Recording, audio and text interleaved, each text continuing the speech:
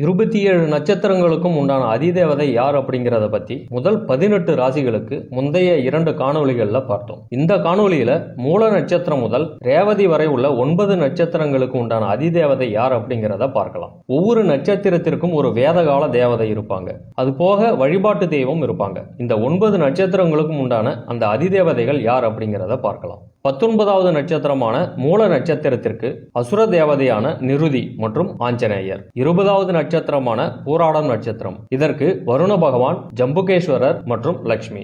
21வது நட்சத்திரமான உத்திராடம் நட்சத்திரம், இதற்கு விஸ்வதேவர்கள் மற்றும் விநாயகர். 22வது நட்சத்திரமான திருவோணம் நட்சத்திரம், இதற்கு மகாவிஷ்ணு, ஹயக்ரீவர் மற்றும் பெருமாள். 23வது நட்சத்திரமான அவிட்டம் நட்சத்திரம், இதற்கு அஷ்டவசுக்கள் மற்றும் அனந்தசயனம் மற்றும் முருகர். 24வது நட்சத்திரமான சதயம் நட்சத்திரம், இதற்கு வருண பகவான் மற்றும் நிருத்யுஞ்சய சிவபெருமான். 25வது நட்சத்திரமான புரட்டாதி நட்சத்திரத்திற்கு அஜய் ஏகபாதன் மற்றும் குபேர பகவான். 26வது நட்சத்திரமான உத்திரட்டாதி நட்சத்திரத்திற்கு அகிர் புத்தின்யன் மற்றும் காமதேனு மற்றும் சிவபெருமான். 27வது நட்சத்திரமான ரேவதி நட்சத்திரம், இதற்கு பூஷன் அதாவது வழித்துணைவர்கள் மற்றும் பெருமாள்.